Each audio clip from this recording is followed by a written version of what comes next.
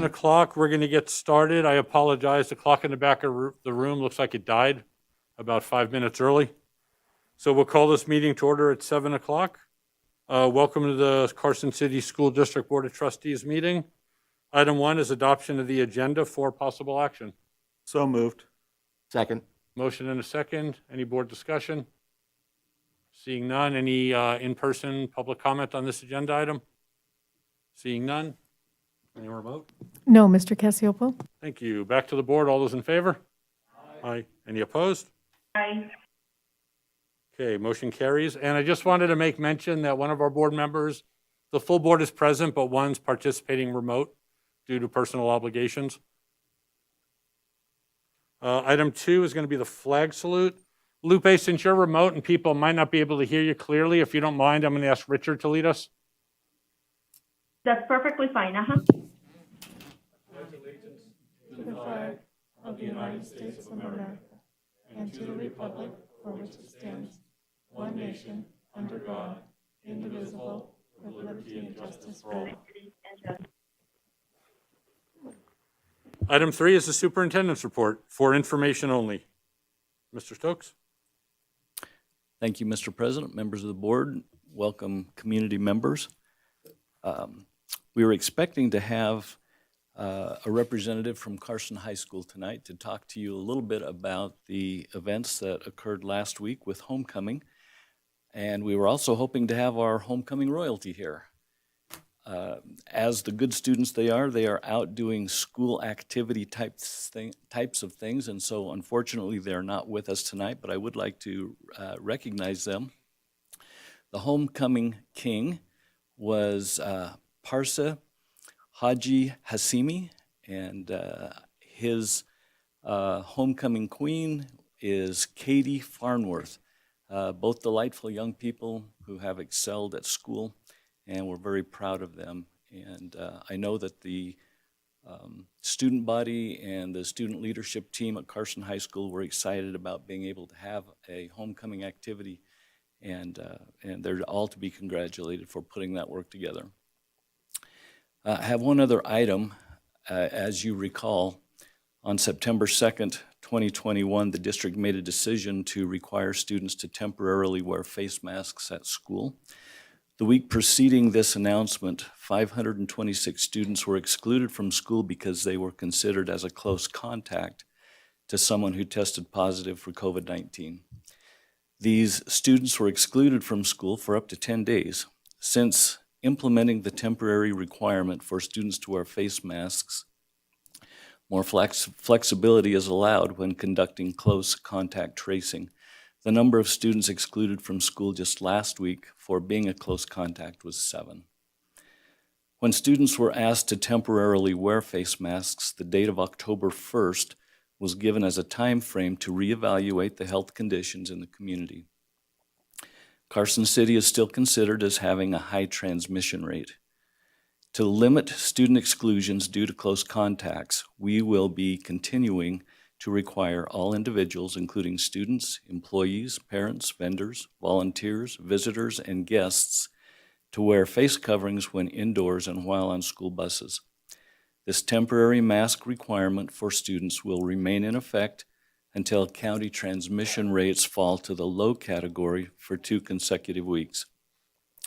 One of our great desires is to keep schools open with students attending in person.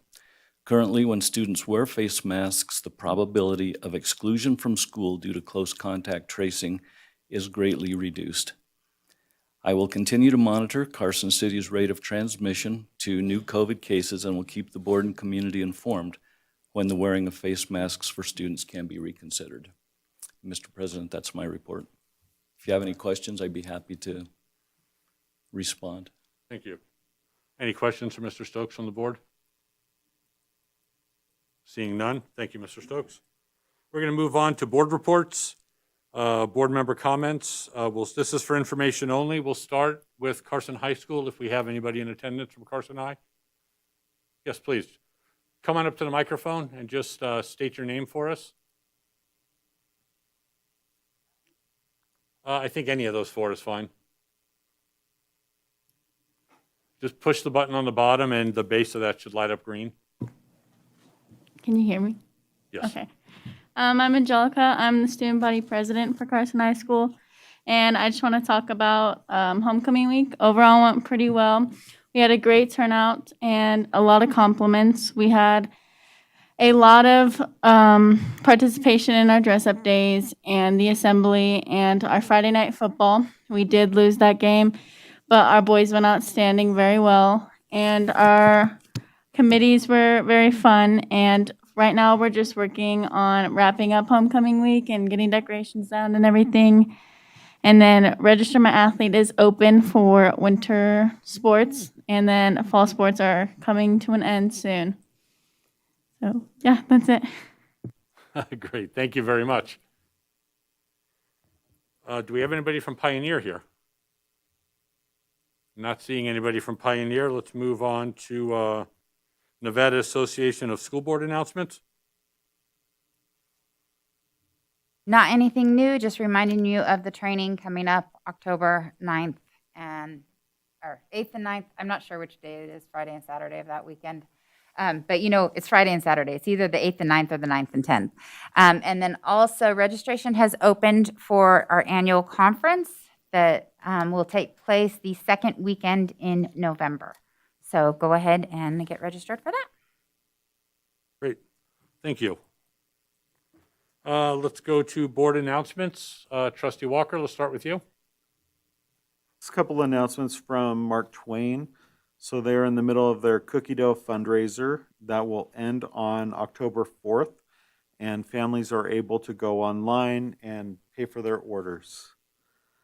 Also, if students miss pictures and they need to do makeups, those will be in October. So information is going to be posted on their Parent Square page.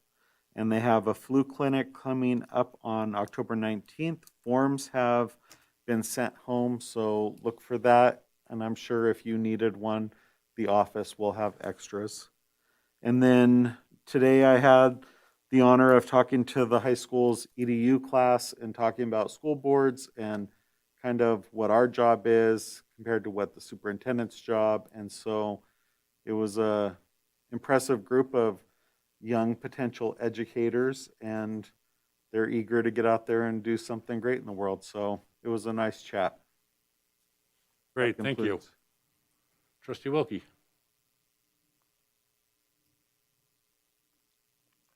Trustee Kareen.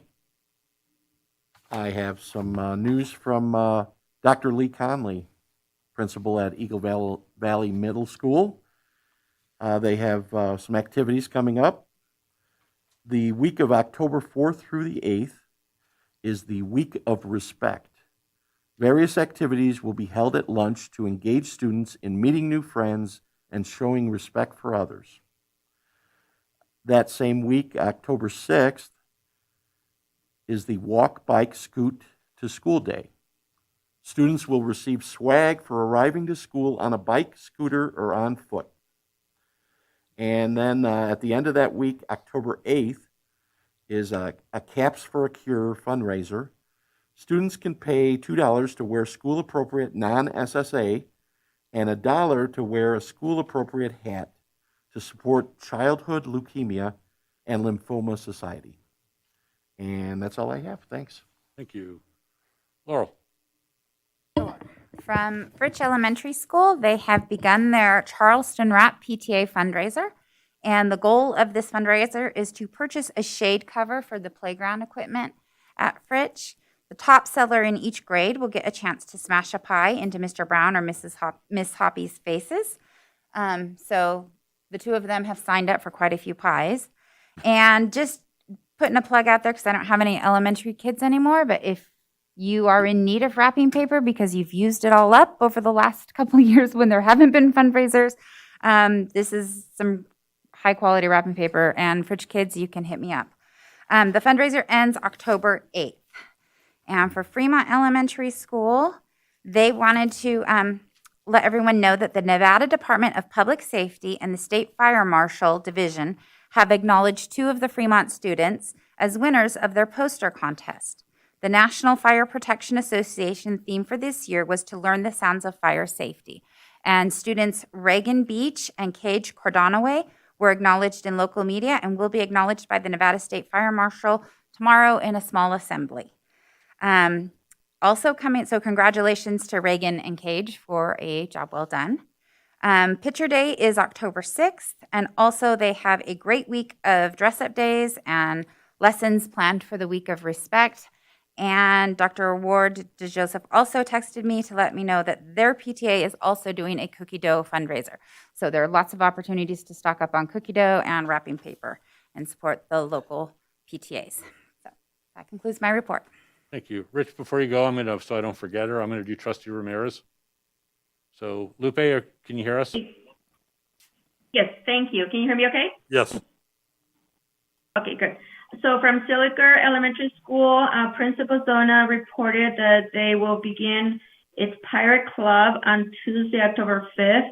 And the club runs it for 3 days a week for an extra hour of instruction. And this is to help the students that need extended time in their reading and math support. And then for the fall session runs until the 16th of December. So far, they have 8 teachers who signed up and 80 students. So thank you to those teachers that are committed in helping the students be successful.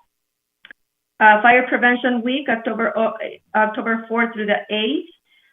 Then they have the local fire department going on October 8th to present safety tips to the students in kindergarten and first grade. And then I also want to congratulate Fremont Elementary School. They hired Deanna Gurola for a paraprofessional kindergarten position. Deanna was or is an alumni from WNC, so it is nice to see that our students are returning back to our school district to serve the new generation. So congratulations to them. And that concludes my report.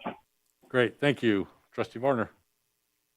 Yes, Boardwork wanted to remind everybody that Friday is Picture Day and Monday is a Staff Development Day. Therefore, there will be no school on Monday.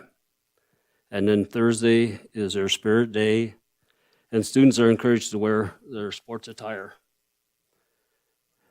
At Carson Middle School, they will be sending out an invitation to parents and guardians, students, and community members to participate in the Continuous Improvement Team and School Performance Planning Conversation. They want everybody to please look forward for a message that will be sent through Parent Square during the second week of October for more information. They're also looking for parents and guardians, volunteers that would be interested in assisting with student supervision during lunch times. Lunches at CMS are 30 minutes long, and assistance is needed at all 3 grade levels. 8th grade being at 10:35, 7th grade being at 11:10, and 6th grade begins at 12:05. And if you're interested, please contact Principal Sadler. They're also going to be posting their virtual open house for viewing on Monday, October 4th. And you can visit, if I can read this, cmnewz.org or cms.carsoncityschools.com to assess the virtual open house. And that concludes my report. Great, thank you. I don't have a report for Pioneer tonight. I apologize for that. I did want to say I had a chance to visit Fremont Elementary School, I think it was yesterday, to meet with Dr. Ward and tour a few math classes and the lunchroom and got to see some of the kids working and the activities that they're doing. And then later this week, I too am going to be speaking with the EDU 110 class at the high school. So that concludes my report. And we'll move on to item 5, association reports. Do we have any? Nothing in person? Any chance either of them are remote? No, Mr. Casiopo, thank you. Okay, thank you.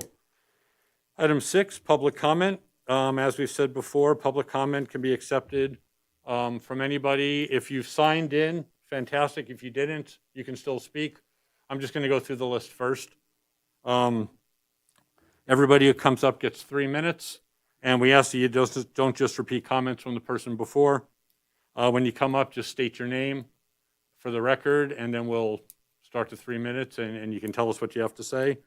And I did just want to make a mention, we have to make a mention that we are under a mask mandate, and while we're not enforcing it, not wearing a mask, you simply do so at your own risk.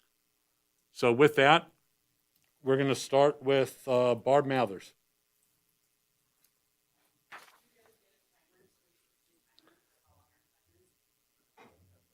We don't have one tonight. Our attorney has one.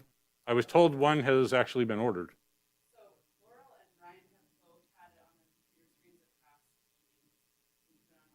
Screens. I don't think we're prepared to do it right now, so we're just going to go with our attorney running the timer. Okay, I'm gonna start mine so I can see, because, yeah, I can't see that.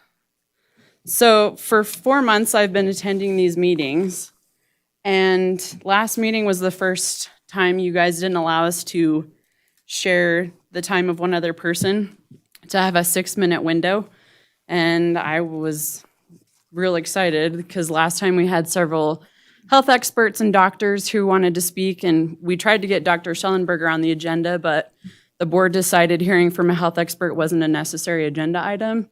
And so he didn't get to speak as long as he was planning on, nor did other health experts, who I actually wanted to hear from, so you guys can hear, you know, how ridiculous masks are. But that also meant cutting off the time of a teenage student who took a lot of courage to share her story and that of her peers. And I wanted to know what she was cut off from sharing. So I actually reached out to get her comment, and it took 2 weeks for Mr. Cassiopo to turn that in. After you said, feel free to turn in your comment, I would really like to know what you said. So 2 weeks is kind of a long time to get that turned in. I didn't get her comment until yesterday. Okay, so since she got cut off, I actually wanted to share what she didn't get to share with everybody and repeat some of what she said. So she shared an experience she had with not wearing a mask. And she said, I walked out of the school building that Monday morning feeling so scared and harassed I was shaking. I come to school for my education, and your rules are taking that away from me. They always say school is supposed to be a safe place, and that Monday morning, I indeed did not feel safe. I'm here not only for myself, but also for other peers around me. When we wore masks in 2019 to 2020, I realized that my peers and I became non-social, insecure, and I realized lots of depression. I know I'm not the only one who has anxiety, depression, and a lack of communication while wearing a mask. I feel that each person should have a choice, because that's what America is about. Choice, and you are taking it away from us. COVID started when I was in 7th grade.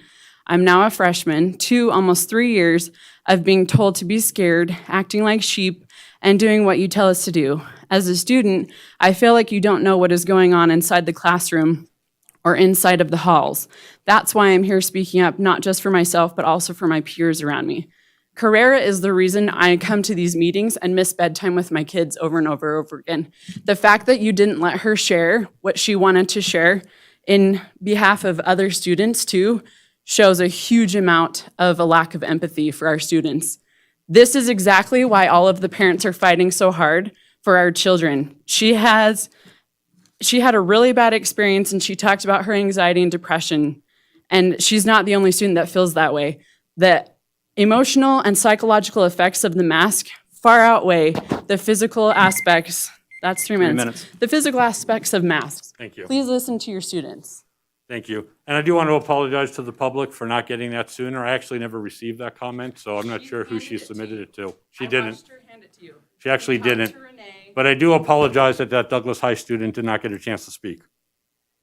So Douglas the is next- more conservative than Carson is, So the fact next that speaker that's is going to be Republican Freddie worst Simon. here.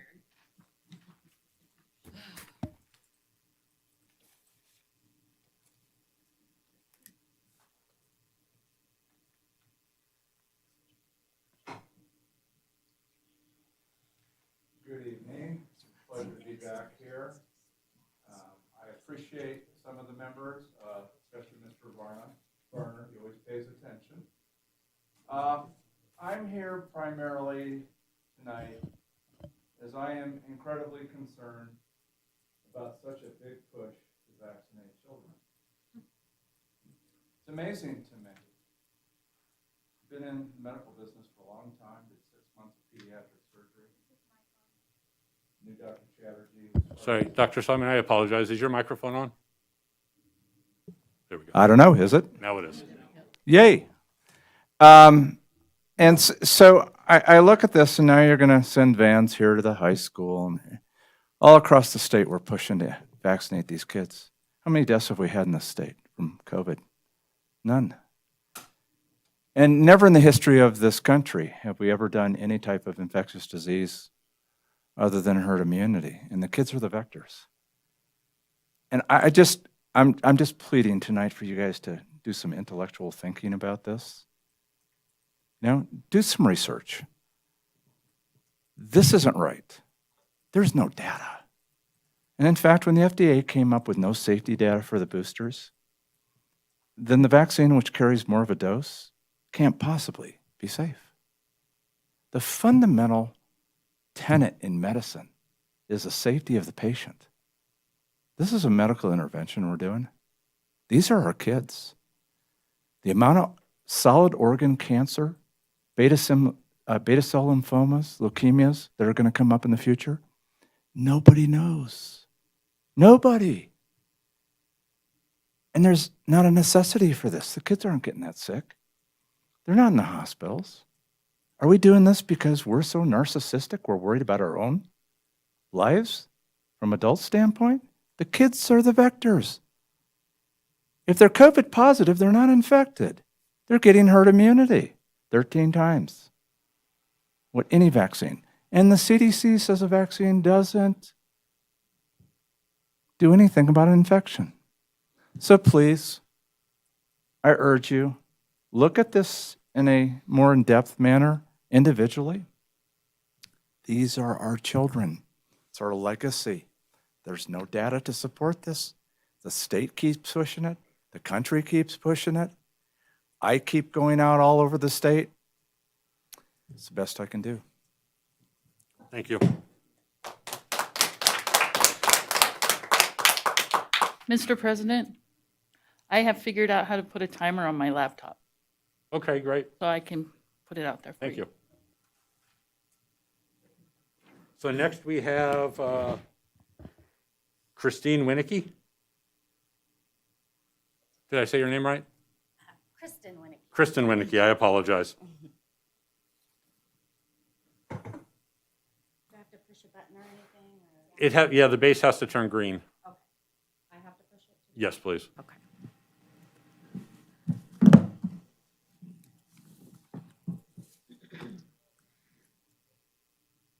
So, good evening, Mr. Stokes and board members. My name is Kristen Winnicky, and I am a speech-language Is that better? Thank you. My name is Kristen Winnicky, and I'm a speech-language pathologist. I have worked in Nevada schools for the last 15 years. 12 of those years were here, and they were wonderful years. I am now in a district where masks are a choice. And I live here, and tonight I am speaking as an advocate for students, especially those with speech and language issues. And I am also a concerned tax-paying citizen and parent. The masks are doing a lot more harm than good. Not only are masks affecting our health, such as decreasing the amount of oxygen being put into our lung tissue, as well as just being breeding grounds for just dangerous pathogens like pneumonia, bronchitis. There's just a list of them. But I'm here to speak about the effects of speech and language. So they are significantly impacting students' ability to effectively learn and communicate with their teachers and peers. There are numerous peer-reviewed studies indicating very specific harmful effects, including the ability to read visual cues and interpret facial expressions, which are absolutely needed for our young children, as well as us. The ability to understand spoken messages, because acoustic speech output is reduced. Sound travels in rhythmic waves, and masks, no matter what kind, even the clear masks, they muffle and distort sound. High-frequency sounds like S, F, TH, there are others, they attenuate them. And the mask, if you think about it, how many words have those high-frequency sounds? A ton. a ton. And so if you have a slight hearing loss, if you depend on reading lips, or even have slight earwax buildup, imagine all the information that's being lost. Intelligibility is greatly reduced, affecting the ability to be understood by others. Stuttering events increase. Oral musculature decreases due to an increased open mouth posture. Kids keep their mouth open when they have the masks on, which reduces our tongue strength and in turn affects our speech. Not being able to communicate or be understood by others leads to extreme frustration, which in turn leads to behavior issues and students shutting down. As an SLP, it is my job to provide therapy that is both evidence-based and best practices. Educators are also held to the same standards. Wearing masks are proven to be more harmful than beneficial, and many more peer-reviewed studies to back up the harmful. Thank you very much. Thank you. Next, we have Christina Troutman.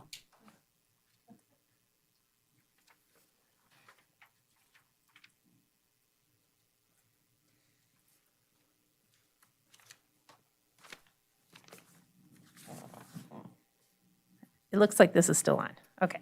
Good evening. My name is Katrina Troutwine, and I'm a teacher at Boardwick Bray Elementary School. Tonight, I'll be reading a letter that a coworker of mine wrote. I was asked to read it in their place. This letter addresses the audience of this and prior school board meetings. It says, I'm here to remind everyone that within our board, we have decorated veterans, civil engineers, retired state employees, business owners, a representative from Nevada Higher Education, an administrator from a neighboring county, attorneys, former law enforcement, parents, grandparents, and overall, they are all human. They bring with them a wealth of knowledge and experience. Over the course of 8+ board meetings and hours upon hours of public comment, these people have been yelled at, threatened, called names, talked down to, disrespected, and some school board members have been called out by name.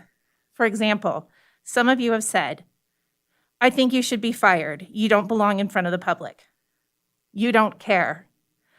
You have way more power than you should. We know where you live. If you think that, then you're a sick person. You play this game. If this is happening, then every one of you are complacent and being the most horrifying, divisive racist ever. You are self-serving soldiers. You're ignorant.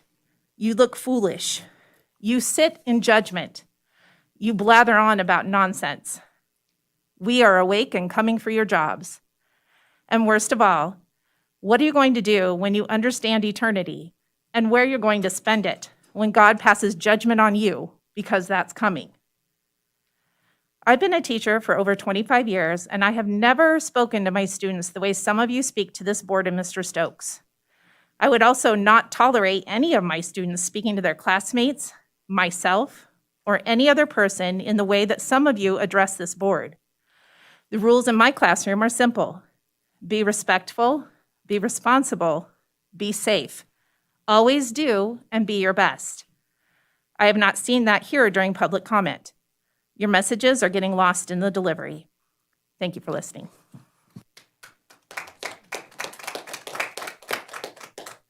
Thank you. Next, we have Casey Rogers.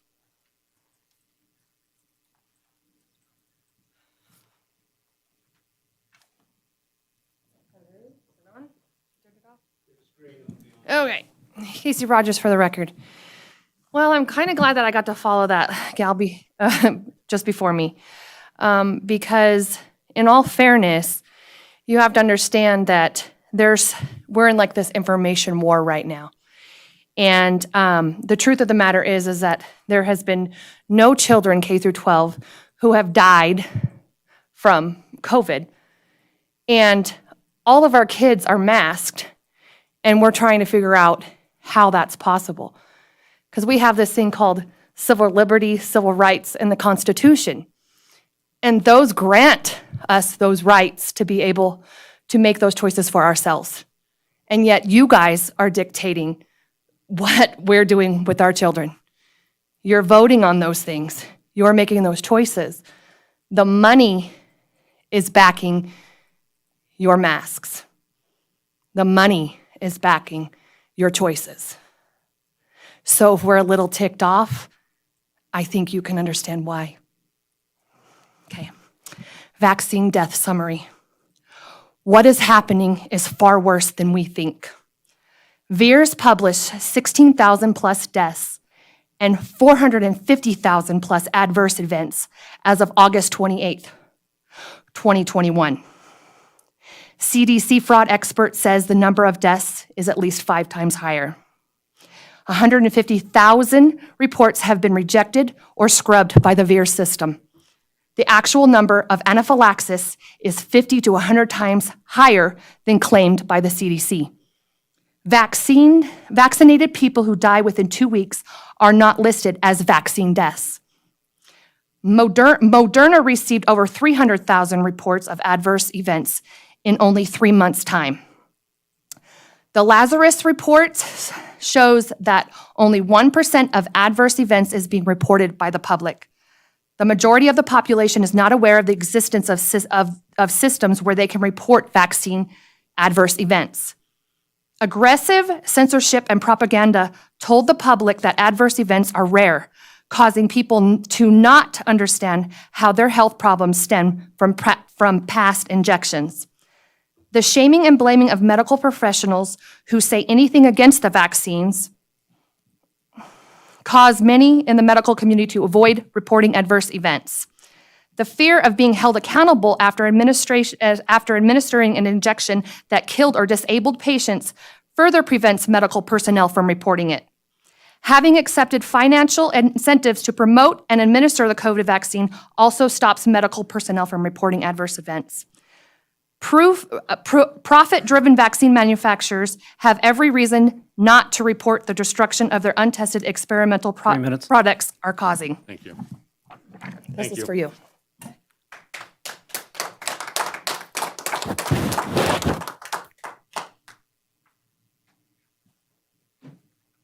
Next we have Greg McMenamy.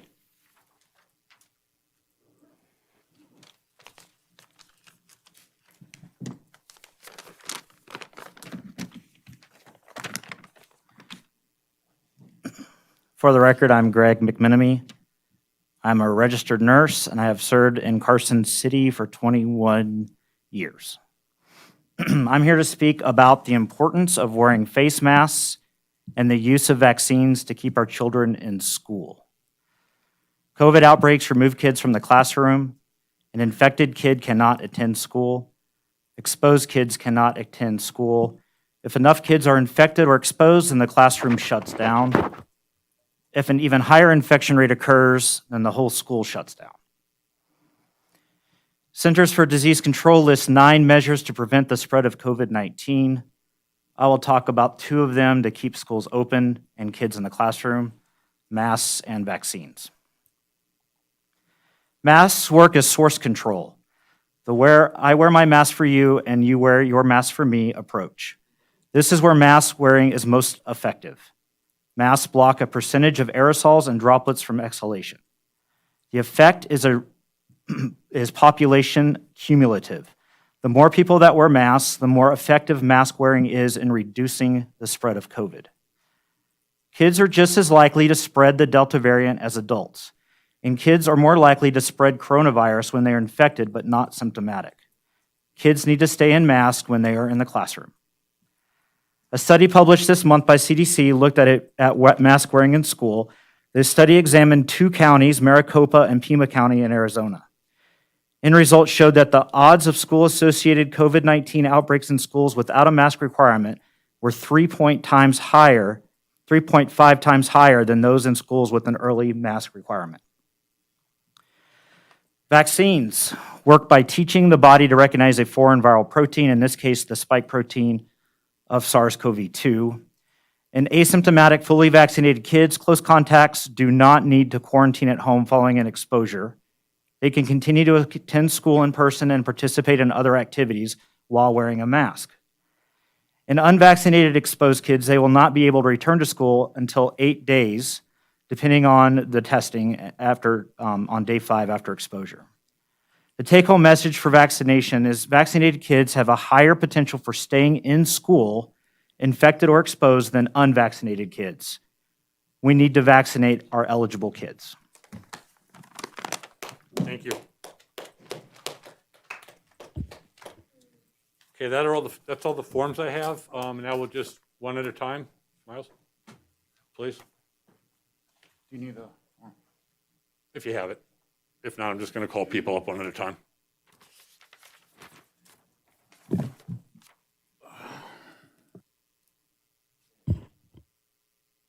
Miles Humphreys for the record. I want to touch on what the lady wrote with the letter before I get into what I have to say. That was a feel-good letter. It was very nice, actually. But to write a letter against kind of the parents that are basically in a fight for their kids, and they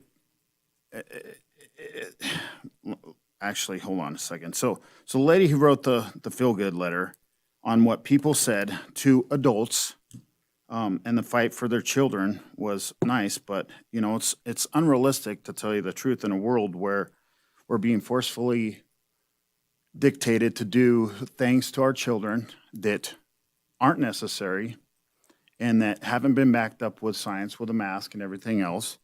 And it's causing a lot of divide amongst the kids, the friends, the teachers, the parents, and everything else. So I mean, rightfully so, all the citizens and all the adults in here have every right to take out their frustrations on the people who are making the decisions that impact our children, their learning, their lives, and so on. So I just wanted to get that out of the way. And then, you know, Dr. Simon and many other doctors that all push the science that is ignored time and time again. He mentioned that infection is non-avoidable, which is very true. And the masks don't work from infection. And by the kids actually being exposed to COVID, they build the immunity. And now there is a little bit of science. Surprisingly, the mainstream media is coming out and saying that people who have been exposed to the virus, their immunity is actually way better than the people who've taken the vaccine. And that's just, it goes on and on for years and years and years through what has happened with the human, you know, evolution. But this board still hasn't provided any science when it comes to why they put the mask on the kids. I mean, they haven't really said an explanation other than, like I've stated in the past, a CYA, cover your rear end, or a political ploy, or whatever the case may be. And I think that it's crucial that you guys do that, because people demand the reason, because there's a lot of division, and the division needs to stop. And we need to go back to the people that want to put the kids in, smother them and let them breathe, or not breathe, then do that. But the people who want to have their kids breathe freely, they need to do so. Thank you. Okay, do we have any more in-person public comment? Yes, sir. Just, again, state your name for the record, and then we'll start the timer. Is this one on? Yeah. Yes. Michael Rowe, for the record. I have 2 children in Fritch, 1 in Carson Middle. They're all fine with masks. Hasn't really affected them all that much. My oldest has been vaccinated. He hasn't had any ill effects. It's not been an issue for him. My youngest are eagerly waiting for when they can also get vaccinated. So they're happy with masks. You know, it's not preferable, but you know, they want to do what they can to stay in school, to not get quarantined, to not infect anyone else, and just get through it. I mean, they've had a number of vaccinations already for diseases they'll never see in their lifetime, and now they finally get to get one for one that's hanging around. It's kind of a special time in history. So, yeah, I think they're fine with the masks and they're eager to keep doing it until, there comes a time when they are approved and can get vaccinated. And they're hoping, end of October, maybe November, if that's what the FDA says. So, yeah. And we've had no ill effects as far as, any of the vaccines that we've had. So that's all. Thank you. Thank you. Any additional in-person public comment?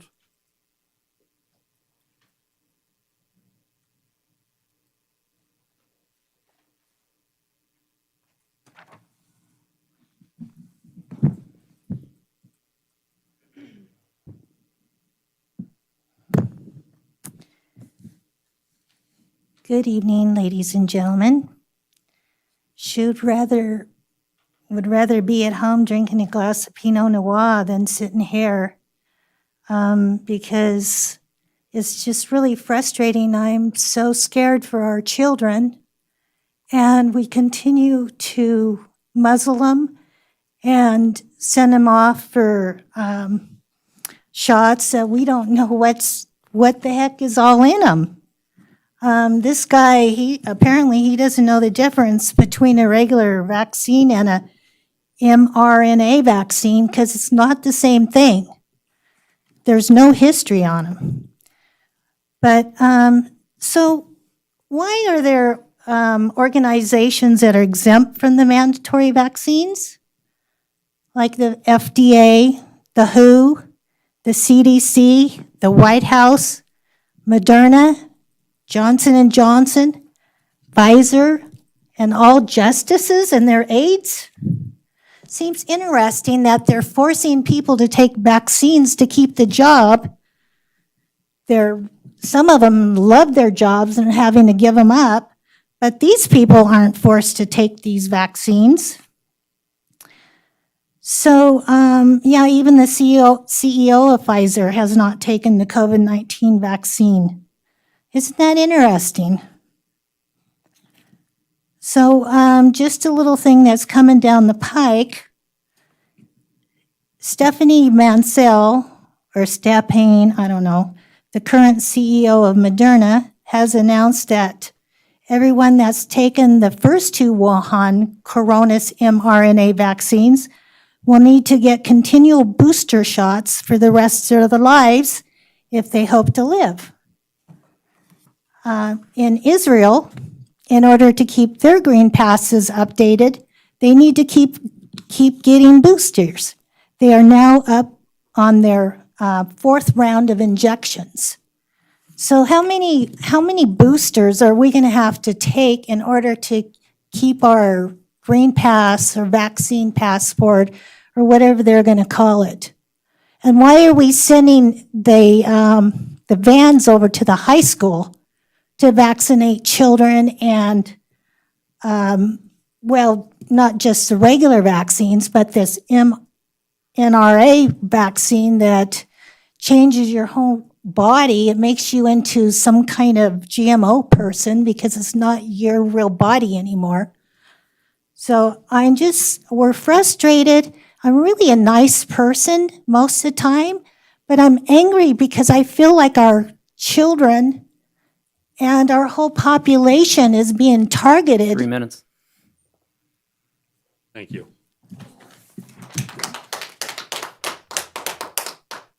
Any more in-person public comment? Okay, seeing none, I'm going to close public comment and go to email comments. Renee? Yes, Mr. Cassiopolo, thank you. This comment is from Sumiko Mazer. As a parent of 2 school district students and as a prior district student myself and a lifelong resident of Carson City, I urge you to remove the mask mandate for students and allow it to be voluntary. More specifically, I am highly concerned regarding my 5-year-old having to wear a mask. I do not agree that they are effective. She often comes home with a mask dirtier than her shoes, covered in grime, wet from use, and crusted over from who knows what. She is now developing rashes around her mouth from having to wear face masks, even though I send her with plenty of spares to keep herself clean. The masks are doing more harm than good. Please remove the requirement effective immediately. Well, I have one more, Mr. Cassiopolo. Go ahead, yeah, please.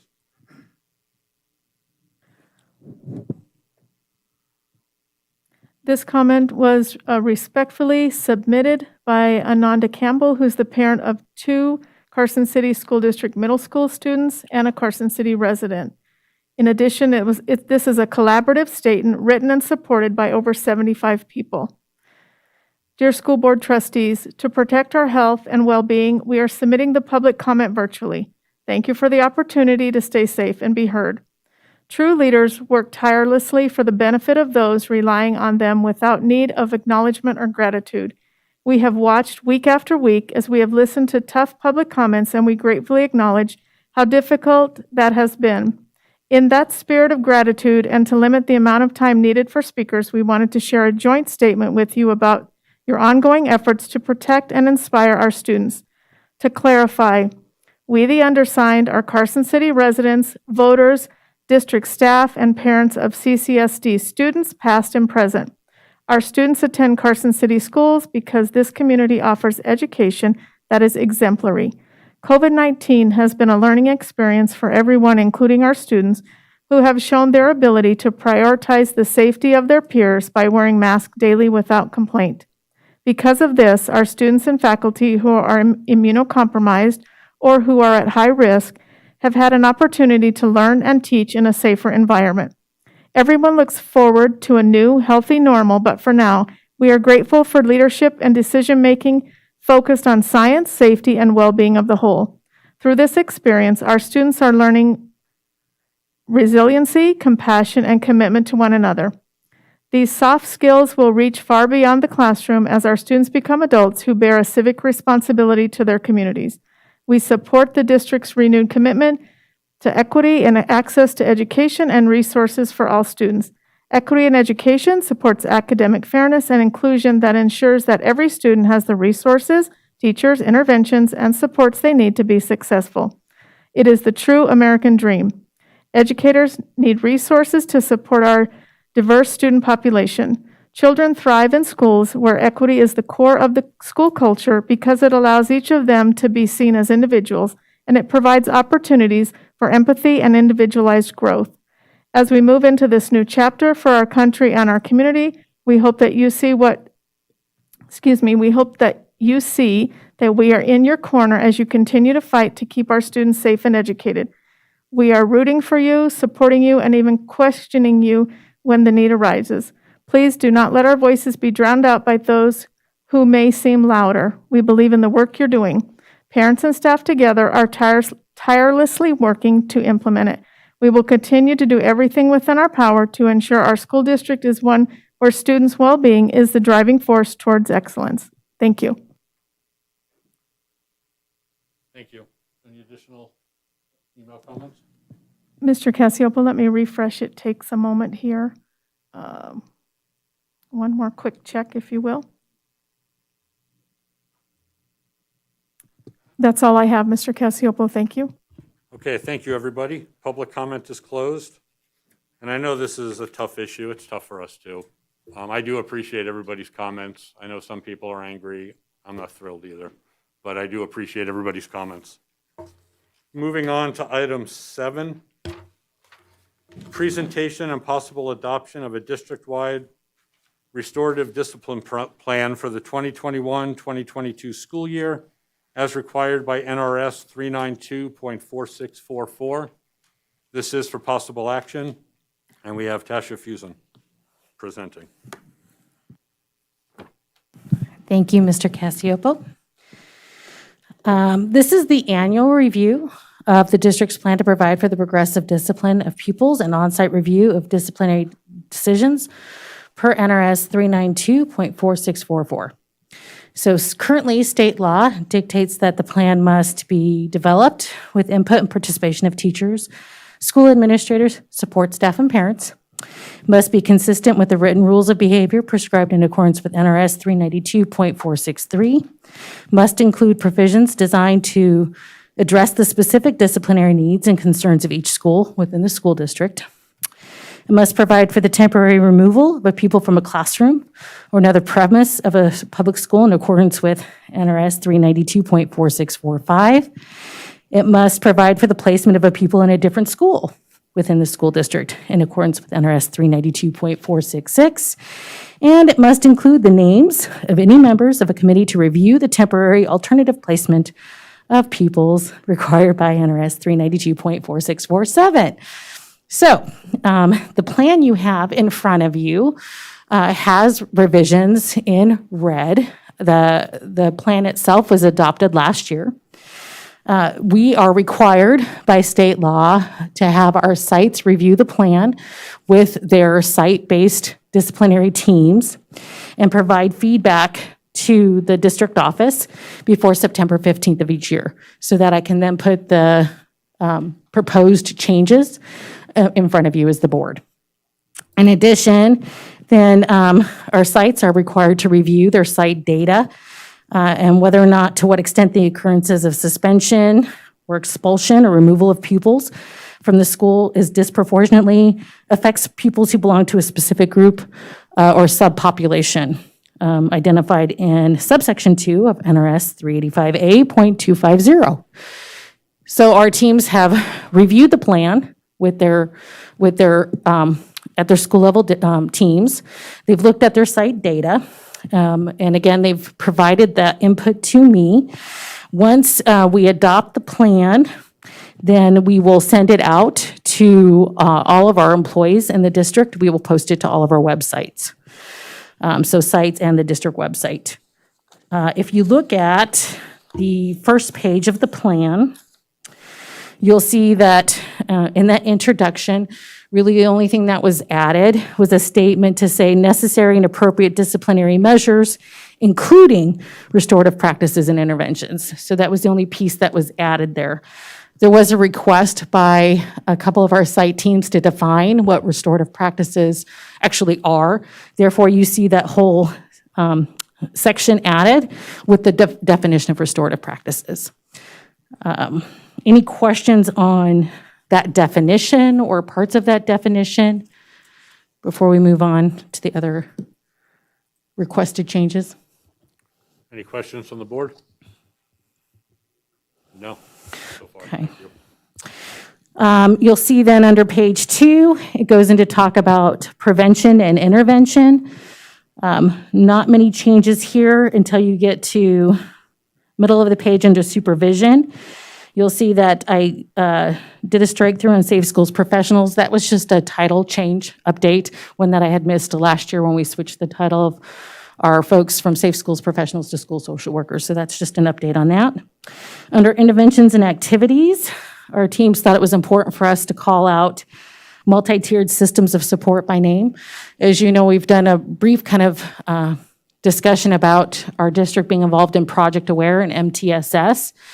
As some of the projects that we're working on. So right now, we have 4 of our sites that are getting professional development on implementing MTSS System Tier 1 interventions for behavior and academics. Next year, 3 more of our schools will come on, and the year after, our last 3 schools. So they wanted to make sure that we had that spelled out as an intervention. There's actually a paragraph later on that describes what MTSS is, but they wanted it bullet pointed here. In addition, towards the bottom of the page, there was a discussion that instead of just having positive behavioral support plans as determined in individualized education plans, that we actually expand that to include IEP teams and intervention teams, because other teams of people can actually write behavior intervention plans. It just doesn't have to be in an IEP for special ed students. So that's why that request was made, to actually kind of expand that. On page 3, there were no updates requested. Page 4 at the top. Again, this is actually under administrative interventions. It was simply asked for us to put the IEP piece in there again. Just, it might seem a little bit redundant, but it's important to know that administrators can actually, work with IEP teams and request the development of a behavior plan to be included if that is a necessary intervention for a student. So that's why the team requested that to be added. At the bottom of page 4, there was a request to provide further clarity that not always are students actually arrested when they have controlled substances. Sometimes they're cited. And when you get cited, that means you're requested to show up for a meeting with juvenile probation. So it's not always that the student is arrested at a particular point in time. So you'll see that's why it said either this will happen or that will happen. So instead of just having students will be arrested, it was more accurate to put sometimes they can get cited as well. On page 5, there was a bullet point added at the top. And again, just a request that we call out our, if you will, our partnership with juvenile probation officers and school resource officers, so as an additional support. They can come in actually on a proactive measure, work with students and come talk to classes, that kind of thing. It doesn't always have to be a reactive measure. Let's see. And when you go to page 6, really the only thing on page 6 and 7 are updates to those site-based teams. On these intervention assistance teams, the state law does require, for instance, the administrator, 2 teachers, an alternative teacher, 1 staff member, and an alt staff member have to be on the team, and they serve 2-year terms. So we had some staffing changes. Next year, you're going to see more changes on here because most of these people will have served their 2nd year of their 2-year term. But this year, we only had really administrative changes. Yes, Trustee Berner. On Boardwalk Bray, Patrick Turner has transferred schools, so you may need a different member there. I'll follow back up with them and ask them. Thank you. Just for clarification, is the intervention assistant team, those members, is that put together by, it says 2 teachers, 1 alternate teacher. Is that put through for us or is that per NRS? So that is per NRS. Each site, so I appreciate the question, Trustee Wilkie. So NRS requires each school to have a team. And what really that pertains to is when a teacher is requesting that a student be removed from the classroom environment, maybe a class change to be done because that teacher is struggling consistently with that same student, it has to go in front of the intervention assistance team to address the teacher's request. So that's part of state law's requirements under the removal of a student from a classroom. Well, how come we don't have any counselors or any of our social workers on any of these things? So there are social workers and counselors listed in there. It's simply that since NRS calls these positions by name, it doesn't say social worker or counselor. Those folks are normally actually listed as a staff member. Often you'll see that the staff is a social worker or counselor, or sometimes a secretary or, you know what I mean, but it doesn't say those roles. So we used the exact verbiage out of state law. And then just the first sentence says restorative discipline committee here in committee listed above where?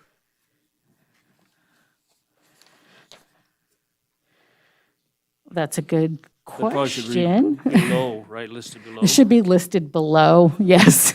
So thank you for catching that. I think I probably reorged where the table was because I thought it made more sense and didn't update that last year. So thank you for catching that. Spell check doesn't catch I that, will huh? fix it. Then when it comes to, Sasha, this is Lupe. I do have a question. sure. Do we include parents in these committees? So parents are not Or in included. Parents are not included on the intervention assistance team. I believe that's because of FERPA, because what happens in this particular team is it's site-based and the teacher who is requesting the removal of the student has to present the reason in the case and so the parent of the students are involved, but not an extraneous parent. However, that being said, parents have served on the site teams that review this plan and provided feedback. So you have 2 different teams. You have an actual team at the site that gives the feedback, that is the overarching team, and then this is the intervention team that calls out by name who serves on that team for removal of a student. Good. And those parents are not teachers. They're simply volunteer parents. The parents that served on the review teams, yes, that's correct. Mm-hmm. Okay, very good. Thank you.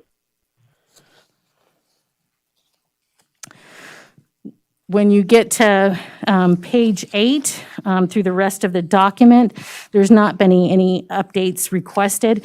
Those are primarily just the definitions of all the different behaviors and what, if it pertains to a particular state law or NIAA rule or something of the sort. So those are definitions.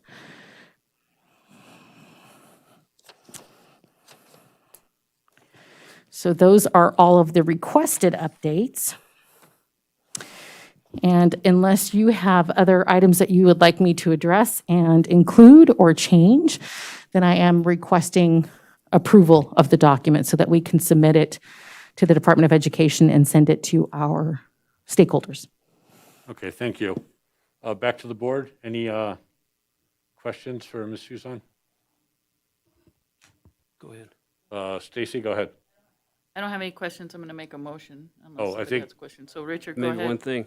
I'm just curious, on page 5, last paragraph, line 3, where you say placement is put forth in the ideal, I guess, or ideal?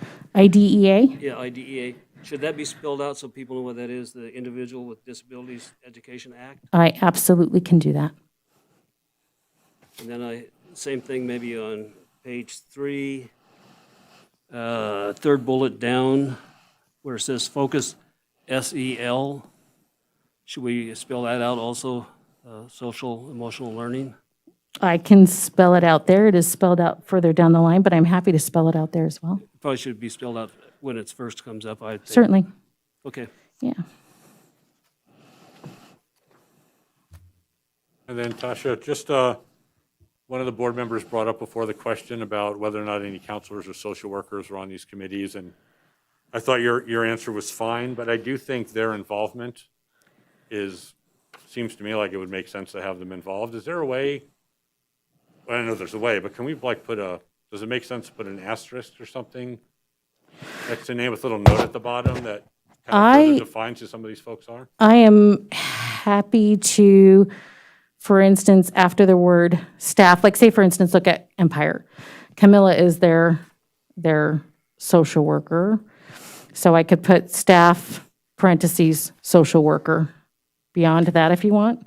Or I could put an asterisk. They're not all of the same category. Some are counselors, some social workers, some. So it might be easier for me just to put staff in the parentheses next to it and define what the role is. That'd be fine. I think whatever's most clear and Okay. easier for you, yeah. Yeah. Thank you. Absolutely. For instance, like if you look at Fritch, their alt staff is Lacey Carey. She's their coach, their instructional coach. So if, yes.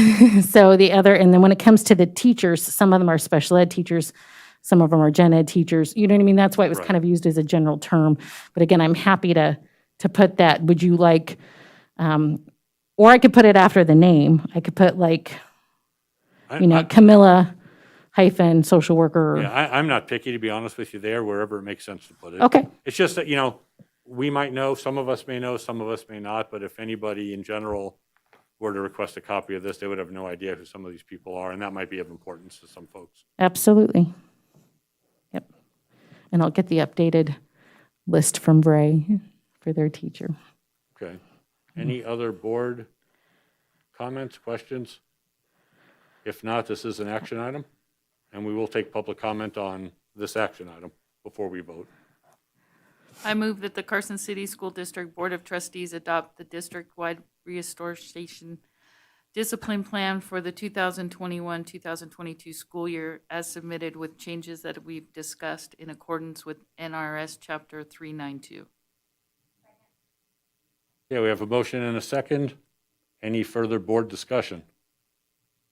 Seeing none, do we have any in-person public comment on this item? Seeing none, do we have any email public comment on this item? Let me refresh again, Mr. Cassioppo. Just one moment.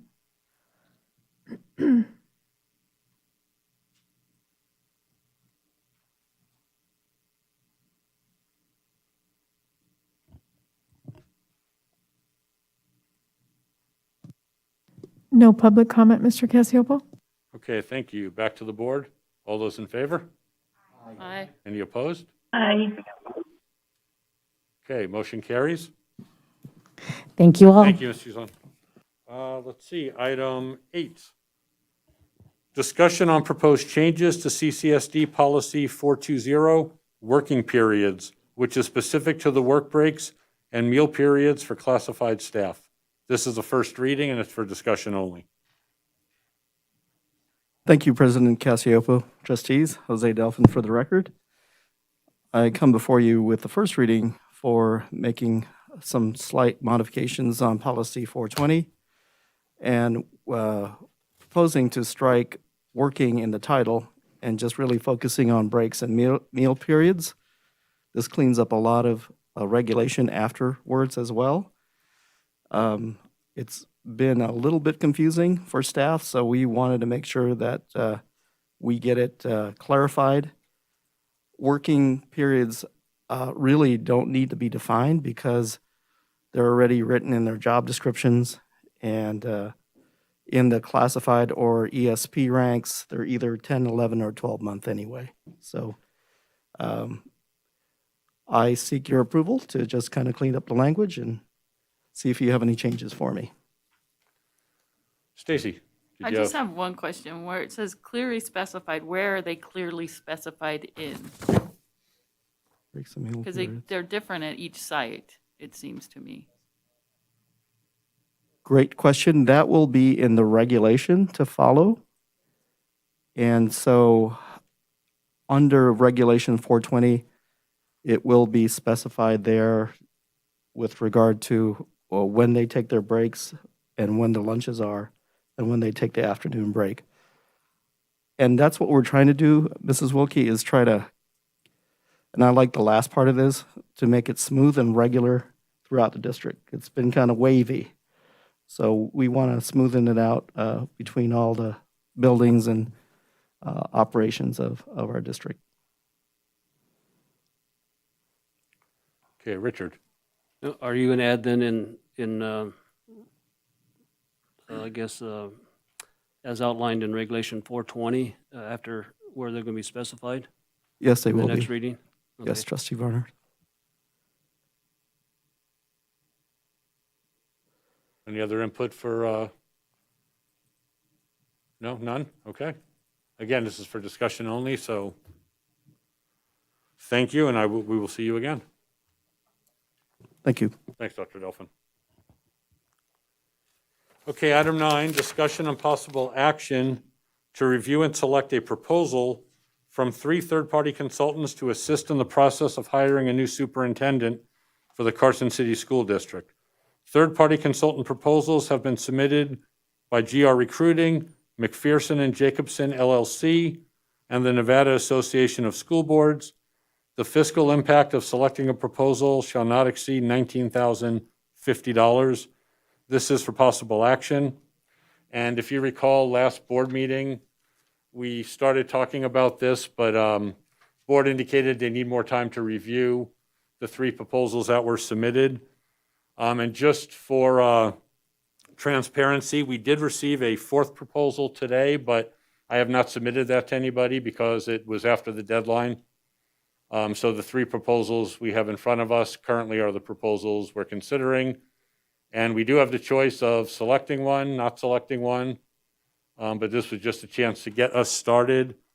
I will say that one of the reasons for doing this, while certainly it costs money, is we want to make sure we do a good job here. We don't want people to think we're just handpicking anybody. We think this is an important position that needs to be vetted, so we wanted to throw out a wide enough net. And none of us here, most of us here all have full-time jobs, and we probably would have to shortcut something if we were doing it. So we thought the best thing to do was get an objective third-party consultant to help us with this. And then in the end, our hope is that we will find a candidate that either in the district or out of the district that meets the qualifications we're looking for, has the temperament we're looking for, and will hopefully serve as our next superintendent upon our current superintendent's date of retirement. And to do that, Richard Stokes' retirement will occur in June of 2022.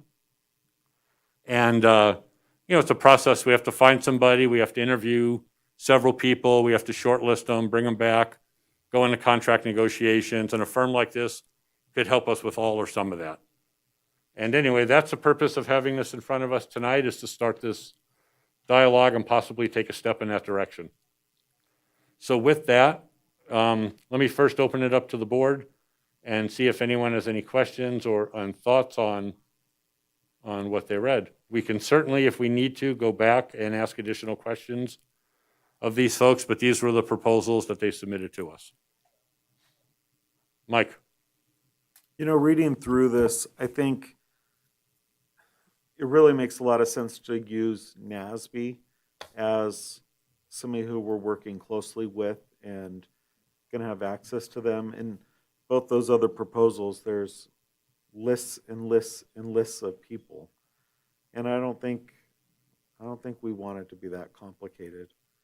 So I think we know Deb. We could get her on the phone. We know that she understands Nevada, which, both of the other proposals have limited experience in our state.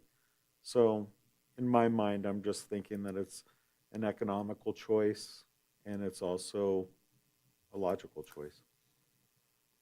Yeah, I think if they can provide us, and I'm not saying they can't or they can, a level of service that we need, certainly there's a cost savings to hiring a firm that's in Nevada. I believe their fee for services was a little under $10,000. So considerable savings for sure. And again, I want to make sure we don't sacrifice what we're looking for cost, but I agree, your point is well taken. If they have the expertise and they're here in Nevada, it's certainly an economical and practical way to go. Don. I agree with Mike. I think NASB would be the way to go for us. I've said it before, I think previously in discussions, I think it'll be important to have someone who wants to be here in Carson City, knows a little bit about the community, hopefully a lot about the community. I think NASB would be the better decision here. Thanks. And one of the things I'd like to mention real quick too, I'm certainly sorry to keep interrupting, but for the public's sake, this is going to be a decision that in the end is going to be made by the board, but it is going to involve stakeholder participation. We are going to want to hear community input and whatnot, so this is not something we're trying or going to do in a vacuum. We will figure that out as we go along. Some of that might be based on the company we choose. They're gonna, they may have some input and some recommendations based on their experience, but we do want public input on this. Okay, with that, do we have any additional board questions, comments? Richard? The only concern that I have with NASB is the other proposals have multiple people that can work on it. NASB, is it just the one person that, and my concern is, can it be done in a timely fashion with all the work that needs to be done with one person? That's my only concern. And that's a question I'll have to certainly go back and ask NASB to give us if we want that and need that'll get a level of comfort, but get them to respond to that. Unless anybody here has any I think in experience with discussions that. with Deb, she wouldn't have put in the proposal if she didn't feel like she could do it. Sorry, we can't hear you well. Oh.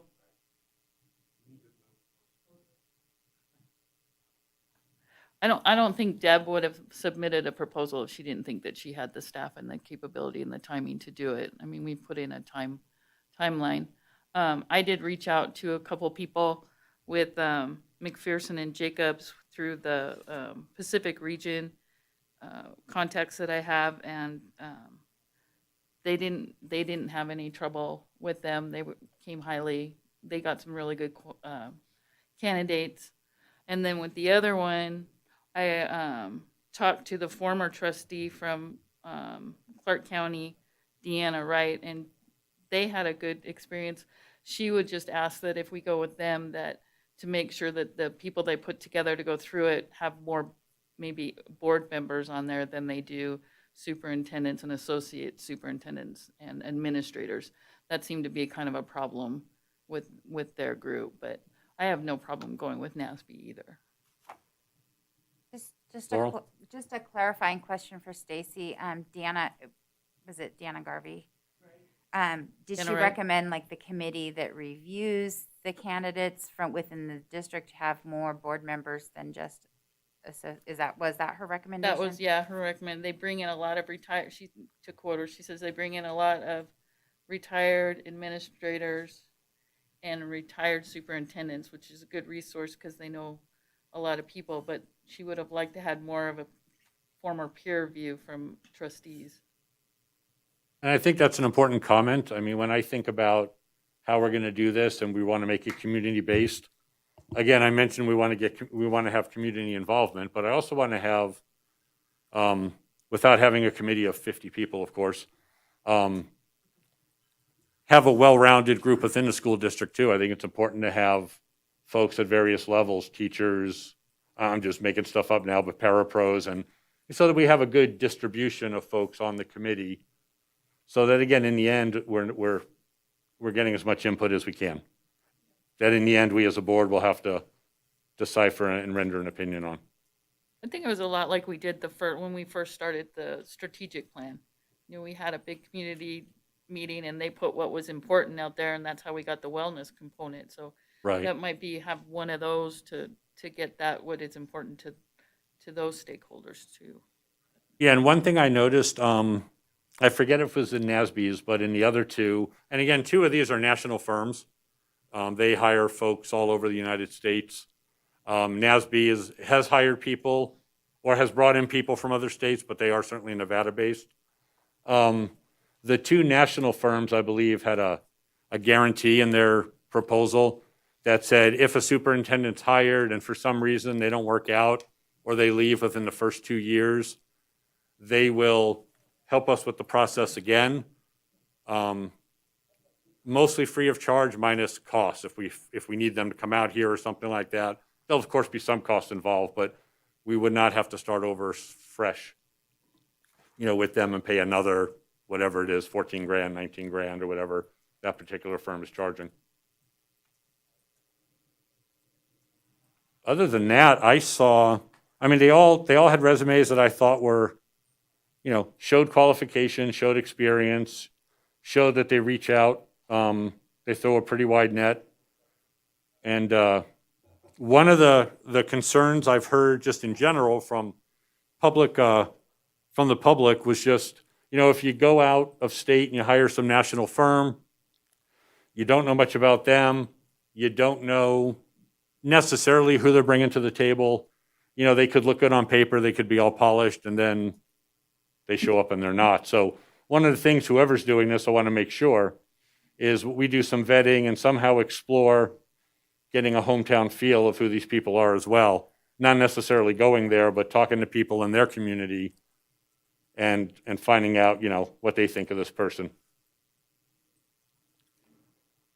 And hopefully we'll have some more of our own that will apply from our own district. Yeah, one of the things I mentioned last meeting is I don't want this to sound like we absolutely want to hire somebody from out of the district, but we want to consider everybody.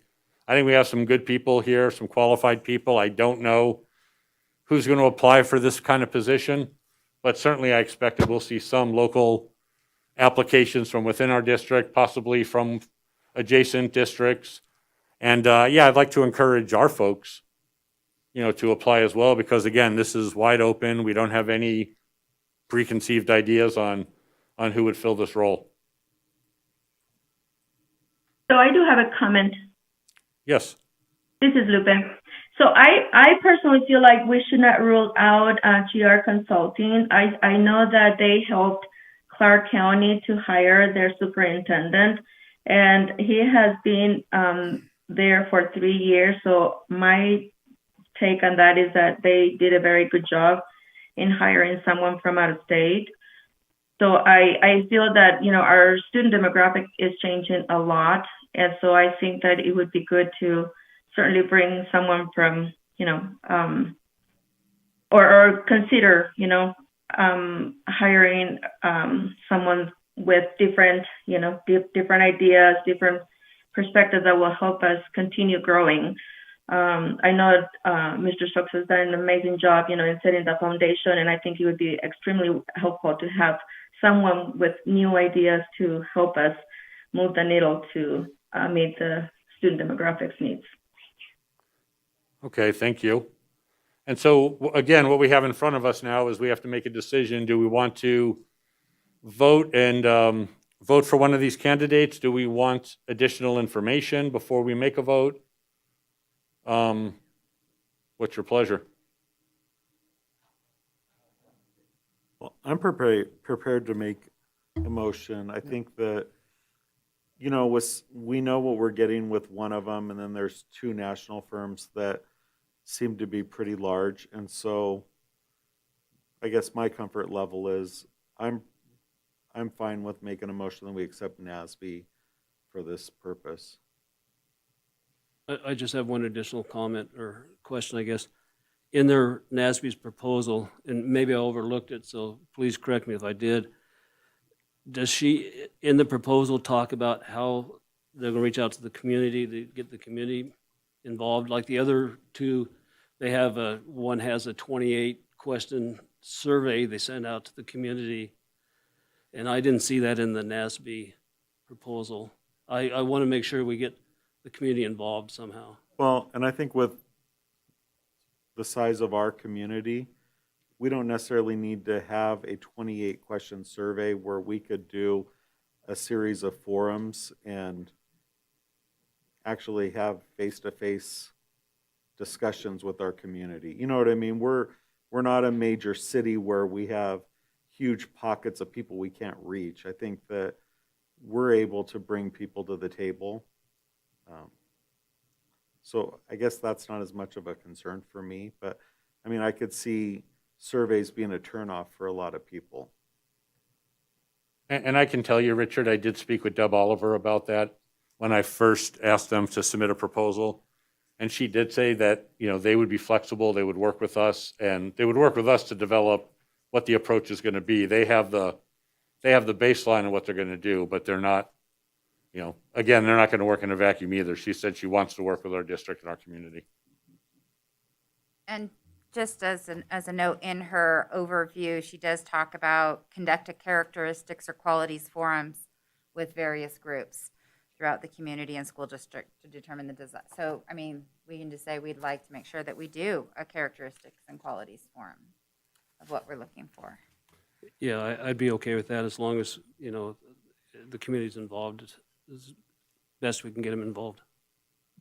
And again, because this has a financial impact, I did reach out before I contacted anybody. I reached out to AJ Fueling to ask him, if, one, can we do this financially? And he said we can. He said, in fact, there's actually money in the budget. I don't want to put words in his mouth, but there's essentially some money in the budget for this kind of activity. So we're not finding $9,000 or $19,000. So that money is there in one form or another. I move that the Carson City School District Board of Trustees select NASB as the third-party consultant to assist in the process of hiring a new superintendent for the Carson City School District in the amount not to exceed, what was theirs? I want to say 10,000. 9,800? 9,500. Okay, we have a motion by Trustee Walker, second by Trustee Carini. Any further board discussion? Seeing none, any public comment on this item? Yes, sir. We got this gentleman first. Just state your name, and then we'll have the next gentleman after. Hi, Kevin Schwartz for the record. So I don't have a dog in this fight for any of the candidates, but the NASB proposal does seem like it may be underbid. There's a lot that they're committing to on there, but for $9,500, that's, if the bill rate's $100, that's only 95 hours. So that's not even 2.5 weeks of work. So I'm not sure if that's enough time to do everything that's in the proposal. So you may want to go back and, especially if there's budget for it, make sure that the project is scoped properly, right, to do this thing right. Thank you. Thank you. And we appreciate that. I think you have to also remember, because we're a member, we get a better rate too. That's one of the benefits of being a member of the association, is for things like this too. But I do work as a appreciate that consultant, comment. So this looks like it's short to me. Yeah. Perfect. Next speaker.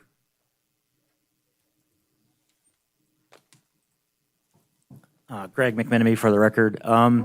So one of the things that I'm concerned about, not concerned, but the approach to look for someone on a national level, and this isn't an original idea, but trying to get them to move here and being able to pay them competitively is getting more and more difficult versus looking at someone that lives in the community that's already established and may already actually have a home here. Your money is going to go a bit further, I think, in that regard. Also, I appreciated that you guys want to look and use someone Nevada-based. I think that's a great idea. And then also with that pricing, if someone doesn't work out after a couple of years, for $9,000, you may have the money to have them do it again. So that is competitive, very competitive to me, to that 2-year guarantee that these other companies are offering. Thanks. I would just say, don't jinx us. We're not wanting to do this back to back. Any additional public comment in person? Seeing none? Any comments remote?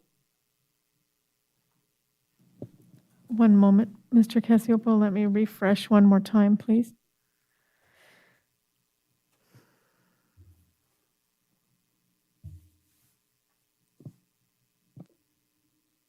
No public comment, Mr. Casiopo?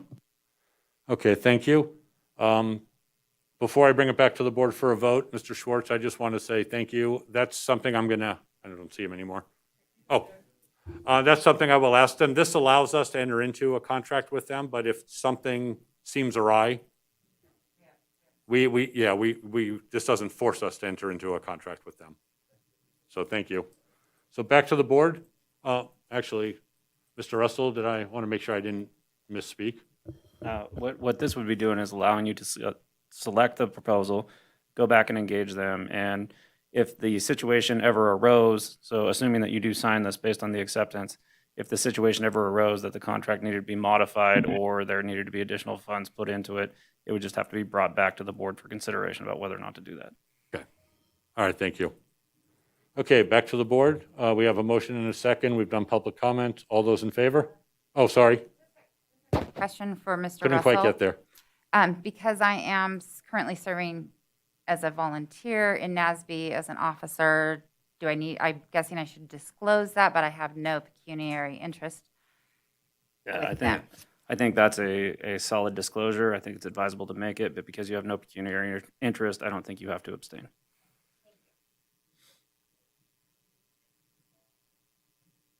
Okay. We're not officers, but Mike and I are both on the board too. So, right, but they're the ones that make the decisions.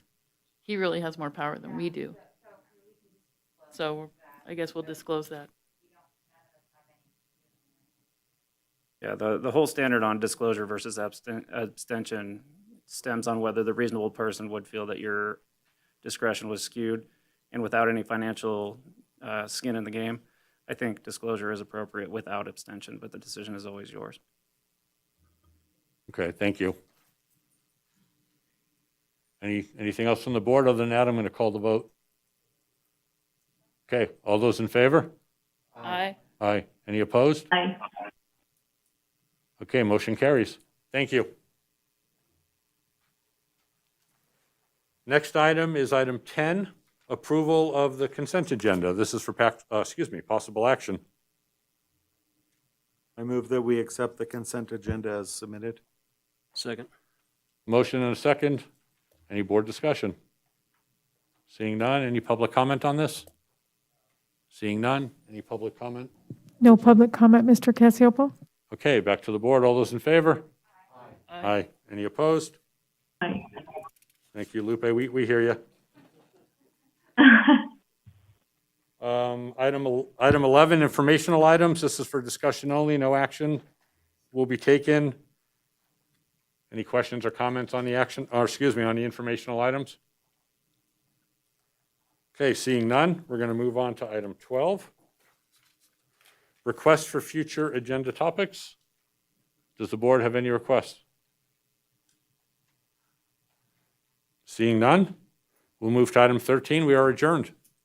Thank you.